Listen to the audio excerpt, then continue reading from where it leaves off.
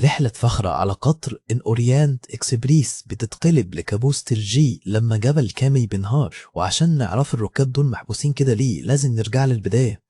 بنبدأ حكايتنا بفطار شيك قوي الشغالين فيه بيقدموا بيض مسلوق لواحد كده، بس ما عجبوش الحال خالص عشان البيضتين مش قد بعض. أهو ده بقى هيركول بوارو، صاحب أغرب شنب ممكن تشوفه في حياتك. راجل محتاج باسبور لشنبه لوحده، وقاعد مستني البيض يتعمل تاني ماسك مسطراته بيقيس طول البيض ومتضايق إنه مش متساوي بالمليمتر. تخيل معايا كده لو كنت أنت الطباخ بقى في المطبخ ده. بس طبعا الفطار هيتقطع لما جاله ضابط بريطاني وبلغه إن الدنيا مقلوبة وطلب منه يحل له قضية كبيرة ومهمة. بوارو جمع الناس عند حيطة البراق، وجاب رهبان وقساوسة وإمام جامع وخلاهم هم المتهمين الرئيسيين. بدأ يحكي إزاي في حاجة غليت قوي اتسرقت لما الثلاثة دول اتقابلوا، مع إن مفيش حد فيهم باين عليه إنه حرامي، بس قال لهم إنه لقي دليل خطير شرخي في الحيطة كان سببه جزمة قوية وليها شكل معين. بعد كده برأ رجال الدين دول عشان كلهم لابسين جزم خفيفة ومنهمش مصلحة في ياقوتة مسروقة. العقل زينب برضو يا جماعة. الحرامي الحقيقي بقى طلع رئيس الشرطة نفسه اللي سرقها عشان يتمنظر ويبان قدام الناس. صدمة كبيرة طبعا. بوارو كفشه عشان لابس نفس الجزمة اللي سابت الأثر. دايما كده اللي في السلطة هم اللي بيسرقوا ولا إيه؟ في اللحظة دي جه عسكري جاب الأمانة المسروقة بعد ما لقاها متخبية في مكتب الرئيس نفسه. الحرامي ده حاول يهرب، بس بوارو بسيطة كده بالعكاز بتاعه كعبله ووقعه. الجاذبية قامت بالواجب. بعد ما خلص المهمة دي قعد يتأمل في الميناء قبل ما يتوكل على الله ويسافر اسطنبول عشان يرتاح شوية. قال لهم إن موهبته دي جايت من الوسواس اللي عنده ناحية النظام، وما بيطقش يشوف حاجة معكشت أو مش مترتبة. مؤمن طبعا إن الحق حق والباطل باطل، وما قدرش يصبر من غير ما يعدي كرافات الضابط. ما هو مش بيقدر يمسك نفسه. على السفينة لاحظ مسافر عمال يزعق للشغالين عشان الماكينة عطلت واتأخروا. الباشا باين عليه مستعجل قوي. بعد شوية جت ميري دي بينهام وقعدت جنبه، باين عليها هادية ومرتاحة أكتر من كل المسافرين اللي حواليها. قالت له إنها عرفته من الجرايد عشان محقق مشهور. مع الشنب ده صعب قوي يتخبى عن الناس صراحة. عرف إنها شغالة مربية بس من شوية باع صغيرة على هدومها. الراجل ده عينه رادار، مش مجرد بني آدم بيشوف. وهم بيدردشوا جالهم راجل لابس بدلة رمادي. الناس دي لسه هيتعرفوا على بعض أكتر الفترة اللي جاية. دلوقتي هم فاكرين إن محدش شايفهم. ماري وصاحبها عمالين يتوشوشوا بمصيبة لازم تخلص، باين عليهم متنفذين وعاوزين يخلصوا من الموضوع ده بقى. بوارو لقى نفسه وسط زحمة ودربكة المطبخ، وقابل هناك صاحبه القديم بوك. ورغم الهيصة دي كلها لسه زي ما هو لبسه شيك ومتظبط على الشعرة. بوب ده يبقى مدير شركة القطارات، واستغل الفرصة عشان يعرف صاحبنا على واحدة ست هناك. عمنا بوارو حتى وهو بياكل ما بيضيعش فرصة تعارف. في اللحظة دي جه واحد من القنصليات البريطانية عشان يديه جواب مستعجل. تقولش الدنيا هتقف لو ما راحش هو بنفسه يحل المصيبة. قرا الجواب وقال لبوك إنه لازم يرجع لندن حالا عشان قضية جديدة. الشغل نداه، والظاهر إن الموضوع فيه قتل وأساطيس. وعشان كل القطارات كانت مليانة، بوك وعده إنه هيعمل معاه وسطة ويدبر له تذكرة في قطر أورينت إكسبريس المشهور. في المحطة الزحمة ظهرت واحدة ست ماسكة كتاب ومخضوضة. أقول لك إيه، كأنها عرفت نهاية القصة وما عجبتهاش خالص. في الوقت ده واحد اسمه راتشي داخل المطعم بوش محمر ومنفخ. تقولش المحل ملك أبوه، تنك على الآخر يعني. المساعد بتاعه مكوين والخدام هم اللي شايلين الشنط. ما هو اللي معاه قرش يحيره يخلي الناس تشيل عنه كل حاجة. حكاية قلبت تتم لما الكونت أندريني ده عامل خناقة مع مصور، باين كده ملوش مزاج يتصور النهاردة خالص.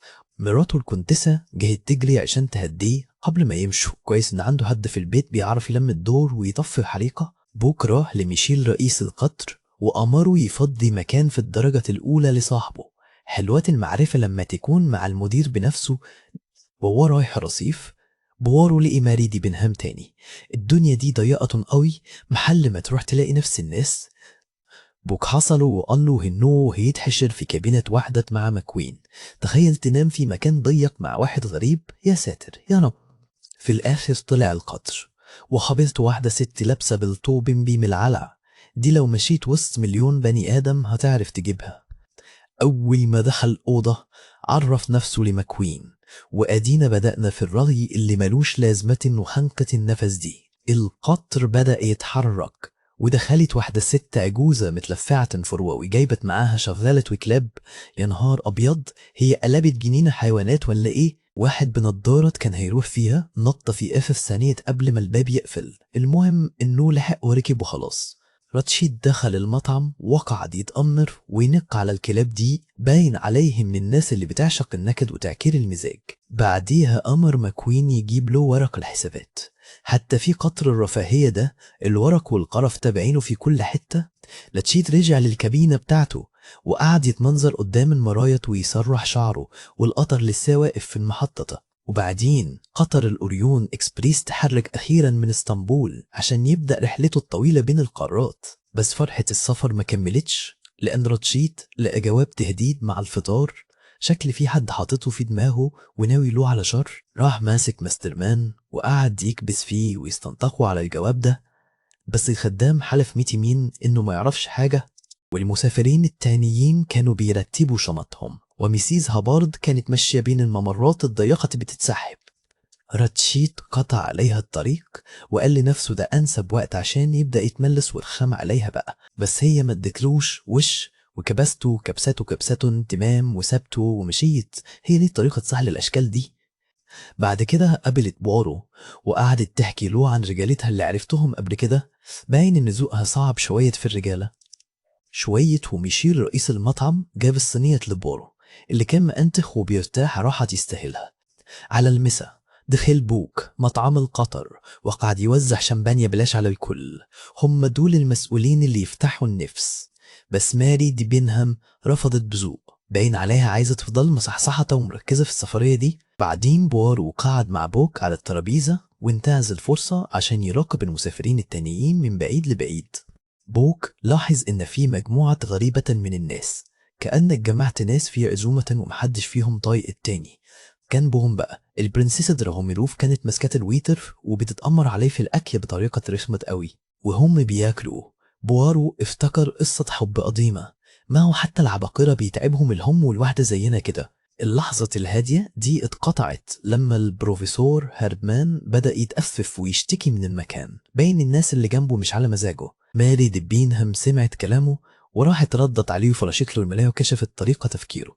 أدينا بدأنا نتفرج على خناقات العشاء، ومن الناحية التانية راتشيت قاعد مراقب الكل ومربع ايده شكله بيفكر في مصيبة سودا. وبعدين قرب من بوارو وعزمه على حلويات، بس هو أصلا مش جاي عشان يحلي لسانه. راتشيت اعترف إن شغله المشب ده معادي ناس كتير. تخيل تكون مكروه لدرجة إنك محتاج مخبر يحميك وإنت بتتغدى. راتشيت دخل في الموضوع دغري وعرض على بوارو إنه يحميه من شوية ناس متغاظين منه ودمهم حامي. رمى قدامه 10 مليون حتة واحدة على الترابيزة عشان أسبوع شغل، بس باين كده إن حياته منها غالي قوي. بس المحقق بمنتهى التنطق سافه ورفض العرض عشان بس شكله مريحوش. كلمة حق يعني بس صعبت شوية. بعد شوية قطر الأورينت إكسبريس وصل محطة كلها تلج ومحدش عارف المعمعة اللي هتحصل جواه. في الليلة دي ميشيل خبط على باب راتشيت والراجل رد عليه بالفرنساوي إن كله تمام ومفيش مشاكل. فجأة جرس ميسيز هابارد ضرب والكمسري راح يشوف في ايه تاني وعايزة ايه الست دي. في الوقت ده بوارو لما حد متغطي ولابس كيمونو عليه تنين أحمر وبيجري في الطرقة. وفي لحظة حصل انهيار تلجي جامد خبط في القطر وطير الماكينة برا السكة فوق كوبري عالي. بوك لف على الناس عشان يعرفهم إن القطري خرج عن القضبان، يعني ما حسوش بالوجة اللي هدت الحيل دي كلها. بعديها جمع الكل في الصالون عشان يفهمهم إن النجدة جاية في الطريق من المدينة اللي جنبهم، وهم مستنيين واحدة ست متدينة قعدت تديهم دروس في الدين عن الشيطان والقضاء والقدر. تاني يوم الصبح ماسترمان راح يودي الفطار لراتشيت، بس قعد ينادي ومحدش عبره. بعديها بوارو وبوك جاروا عدة وكسروا باب الأوضة اللي كان متقفل من الداخل. دخلوا جوه وعرفوا ليه راتشيت ما كانش بيرد. الباشا متصفي وميت في سريره. الدكتور أربوسنوت كشف على الجثة ولقي فيها طعنات كتيرة بمطوة، باين أعدائه اللي خاف منهم جابوا أجله.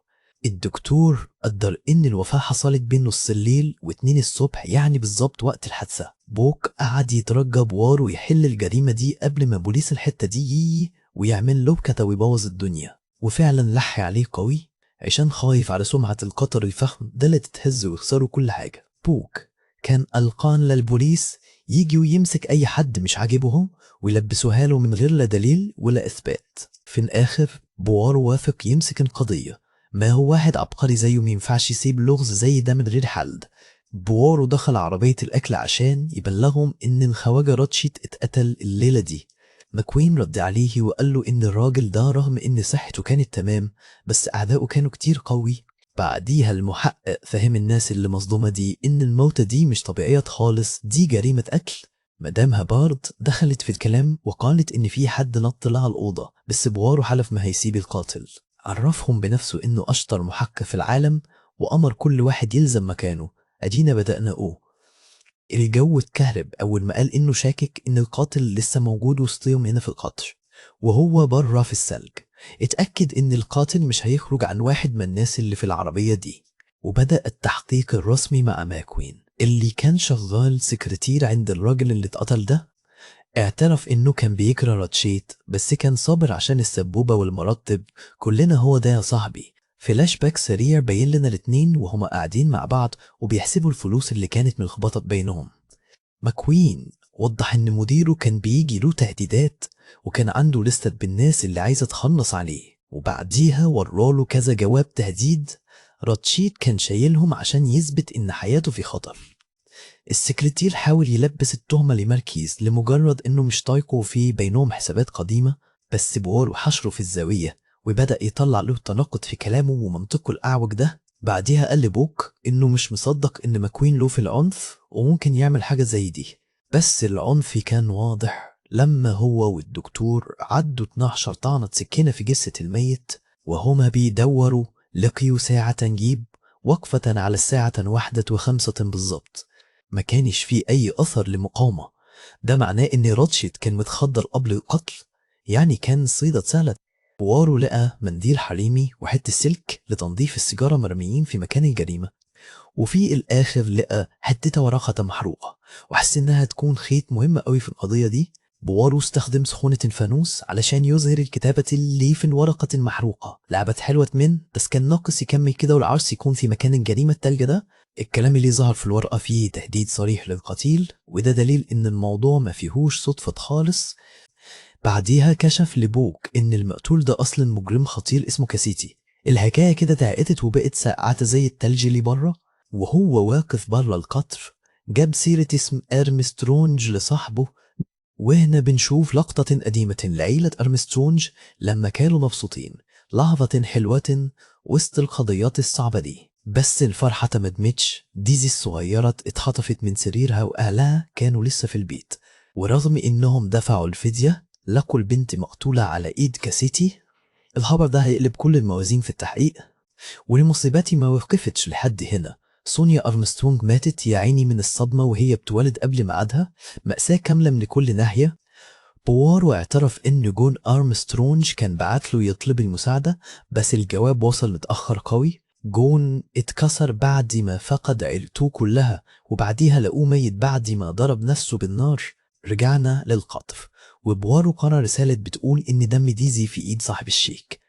فجأة مدام هوبارد نطت وقالت إن في راجل دخل عليها الأوضة بالليل، كأن التلج اللي حبسنا ده ما كونش كفاية. المحقق قال لها إن راتشيت ده هو نفسه القاتل كاسيتي، ورد فعلها كان زي ما هو متوقع تماما. وعلشان تثبت إن في حد دخل ورت له زرار من لبس ريس القطر لقته عندها في السرير. بعد كده بوارو بدأ يسأل مستر مان الشغال عن ماضي في أمريكا. خلينا نشوف بقى الراجل ده وراه إيه. شغال حكى له عن آخر حاجة تعملها لسيدو ليلة الوفاة، وطريقة كلامه كانت ناشفة وبردة جدا، بس قال له إنه عيان بالكانسر ومش باقي له كتير. خبر حزين زود التعيد في حكايته وفهمه إن أي حد يقدر يدخل المطبخ ويحط البرشام في القهوة. كده كل الناس بقت متهمة من تاني. بعديها المحقق دخل على بيلار استرافادوس وسألها عن شغلها كممرضة ومبشرة. قالت له إنها ما خرجتش من أوضتها غير مرة واحدة علشان تاخد أسبرين من مدام هوبارد. صداع جه في وقته تماما في الليلة السودة دي، وهي بيلر بتتحقق معاها افتكرت إنها غلطت وفتحت الباب لراتشيت الساعة 10:03 بالليل.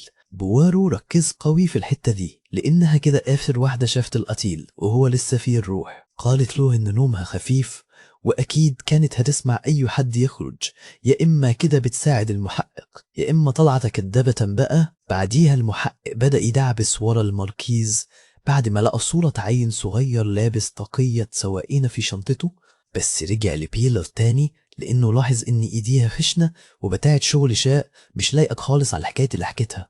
بعدين بوارو قابل ميري دي بنهام براه في التلج والبرد كده، يا رب بس تكون معاها جاكيت تدفيها. وهي بتمضي لاحظ إنها بتكتب بإيدها الشمال، والمعلومة دي شكلها كده هيكون ليها دور بعدين. قعدوا هما الاتنين على ترابيزة في وسط التلج، يعني كل الفخامة اللي في القطر ده، ومش لاقين مكان يتكلموا فيه. سأل ميري لو كانت تعرف الدكتور أربوثنوت من قبل كده، عايز يفهم لو في ما بينهم مين من تحت تبن.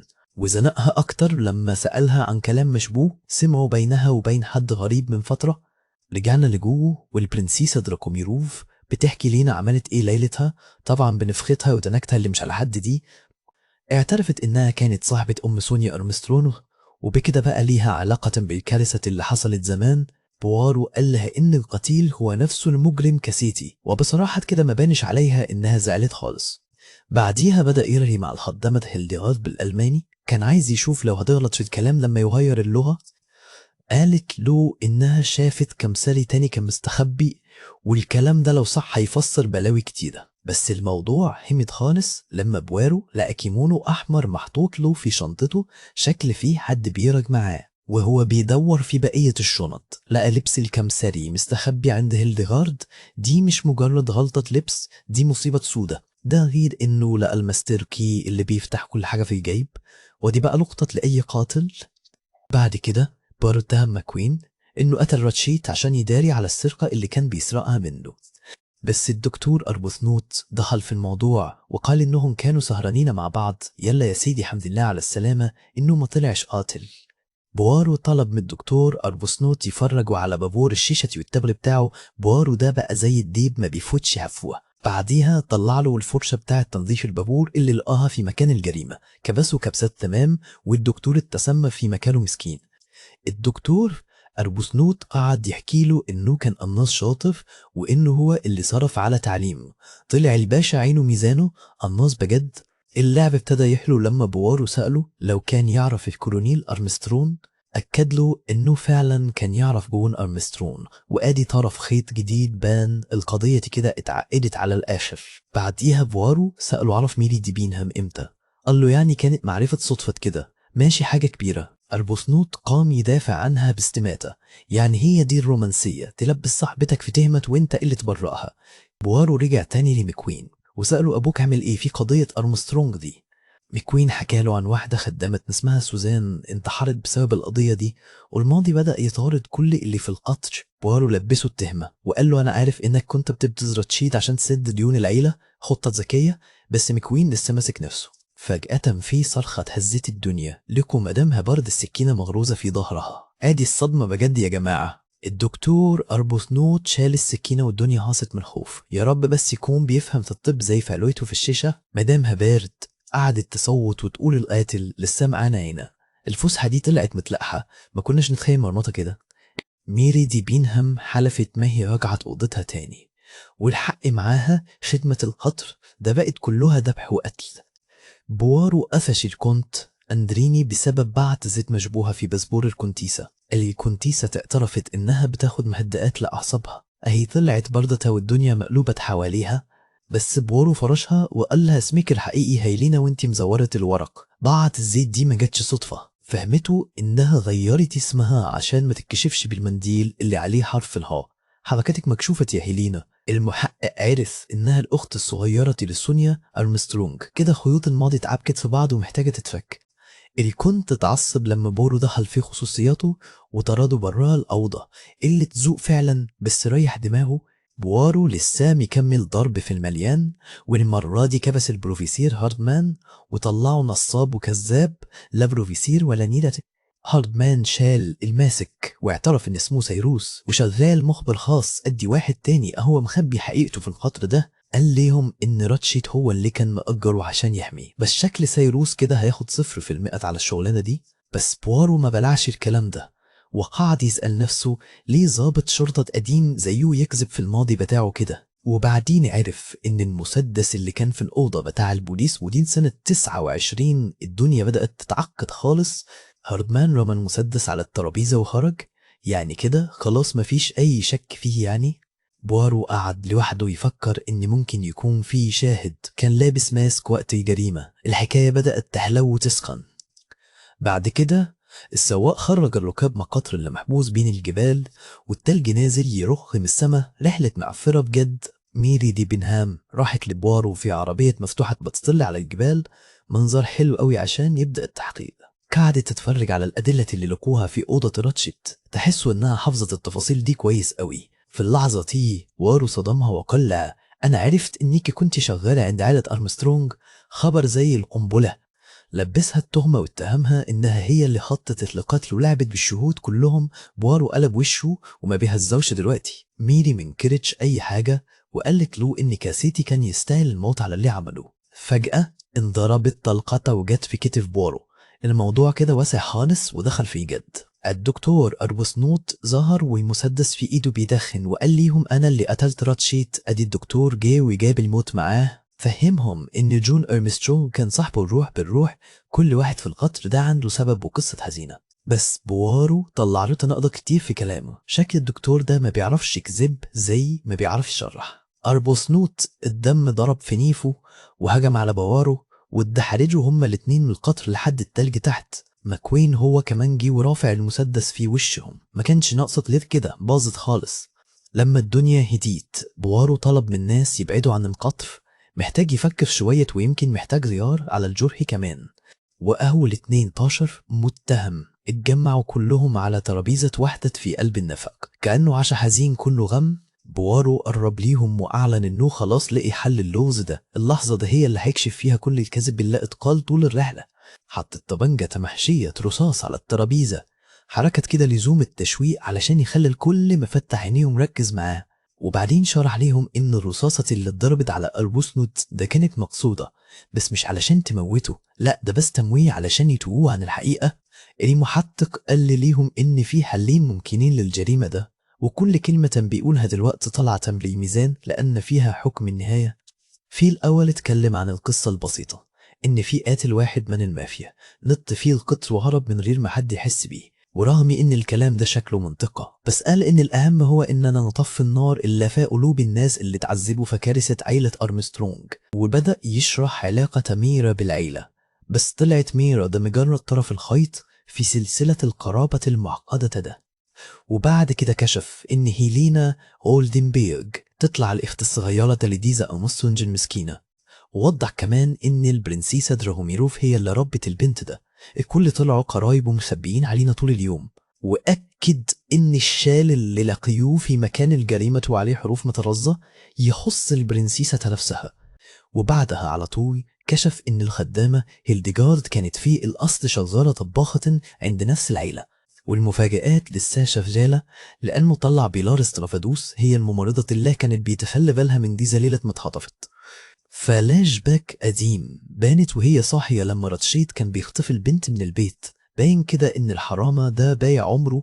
بيلار بدأت تعيط واعترفت إن ضميرها معذبها بخار سنين علشان ما خدتش بالها ومنعتش خطفتها. مستر مان كمان طلع إنه كان صاحب الكولونيل أرمسترونج الانتيم في الحرب، وبعد كده بقى خدامه المخلص. بقوله لما حن السواق فوسكاريلا كمان مديول العيلة ده لأنهم ساعدوه في شغله، مش ناقص غير سواق القطر يطلع ابن عمهم هو كمان. وفي الآخر كشف إن هاردمان كان ضابط شرطة قديم وكان واقع في غرام الخدامة اللي لبسوها التهمة ظلم. شفناه في لقطة من الماضي وهو قاعد في المحكمة بيتفرج عليها وهم بيلزقوا فيها التهمة تفترى. هاردمان حكى عن النهاية الحزينة للست ده اللي انتحرت بعد ما اتقبض عليها. الواجع والظلم زادوا قوي في النفق ده. بعديها بقى بوارو بيفضح كل حاجة وبيقول لهم إن السواق بتاع القطر بير ميشيل يبقى أخو سوزان الشغالة اللي انتحرت زمان. وكمل كلامه إن الست هبارد مش هي دي خالص، دي تطلع ليندا أردين أم سونيا أرمسترونج وجدة البنت الصغيرة اللي راحت ضحيتها. في لحظة شالت الباروكة والمكياب ورتهم وشها الحقيقي والكل اتصدم. بصراحة هو ده التنكر ولا بلاش. المخبر قال لهم إن جريمة البنت ديزي دمرت حياة ناس كتير، ودلوقتي كلهم جم عشان ياخدوا حقهم بإيديهم. وفي الآخر جابها ليهم على البلاطة، مش واحد بس اللي قتل، لا ده كلكم اشتركتوا في الجريمة مع بعض. بنشوف فلاش باك للمتهمين وهم متجمعين بيخططوا ينتقموا من روتشيت. دي مجموعة كبيرة مش مجرد اتنين. وحكى ازاي اضطروا يغيروا خطتهم لما التلج نزل، وكمان لما بوارو ركب معاهم وهم مش عاملين حسابه. ليندا أردين اعترفت انها صاحبة الفكرة، وانها اللي جمعتهم ورسمت السيناريو ده كله من طقطق لسلام عليكم. وزي ما كان مترتب بنشوف المتهمين وهم بيدخلوا أوضة راتشيت واحد ورا التاني في نص الليل. الفلاش باك بيكشف لينا كل واحد وهو بيطعنه بالسكينة بالدور. أيوة هي دي إيد لوحدها ما تسقفش، بس الشر بقى ليندا هي اللي ادت توقف في طعنة، وبقية الناس واقفة بيتفرجوا، والهدوء كان مغطي المكان كله. وبعديها بدأت تحرق كل الأدلة عشان تثوي البوليس وتحمي العيلة الجديدة اللي ابنتها دي.